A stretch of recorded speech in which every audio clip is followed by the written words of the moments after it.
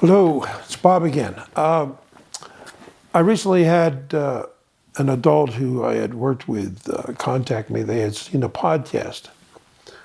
And they called and they were all excited and said, I just saw this podcast by this neuroscientist.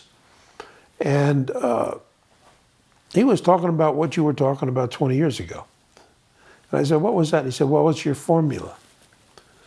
And the formula he was referring to was my formula: intelligence to the power of your processing plus education determines your function. Right? And this podcast he had seen by a neuroscientist from the University of California kind of stated the same thing, a little bit different wording, but actually clarified things. And he essentially was saying that functional intelligence is made up of three primary pieces. And he simplified it to a reverse auditory digispan, plus general knowledge plus vocabulary equals functional intelligence. Now, that's pretty much what I had said. All right. Now, let's clarify it a bit. We start off with our innate intelligence, whatever we were born with.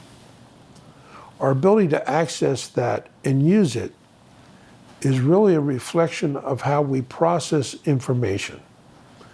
And when we talk about processing, we talk about short-term memory, which is the foundation of working memory, which then produces what we call executive function. A reverse digispan, which is what he referenced, is essentially your working memory. And working memory is actually being referred to as the new IQ today, which I would agree with. Because it's how many pieces you can hold together and manipulate complexity of thought, cognition. All right? So essentially, your cognition plus what I called education. But you'll know in truth, what's coming across as education today isn't so great, all right? Kids aren't coming out with a great deal of knowledge. So I kind of like the way he stated it, which means your general knowledge, how much real information do you have? How much do you really understand? Plus your vocabulary, which increases your ability and your complexity of thought, is what produces functional intelligence. All right, if you will, that's all pretty straightforward and simple. Your complexity of thought, plus how much you know, plus your vocabulary that permits you to think, determines your functional intelligence. Now, if we look at his formula, my formula, again, they're pretty much the same thing, and look at what's going on with most of our children today to develop them into functional adults. There's virtually nothing being done with the vast, vast majority of them to specifically develop working memory, which we've been doing for 50 years, by the way. All right. And the way curriculum is structured, we're not doing much of a job of developing general knowledge.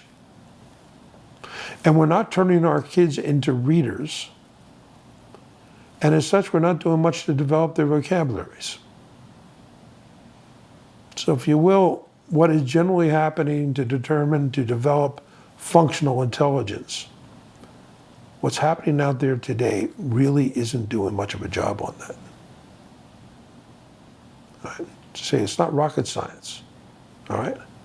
You develop processing skills, produce general information, general knowledge, develop vocabulary, turn kids into readers, and guess what? They will function intelligently. Okay? Thanks.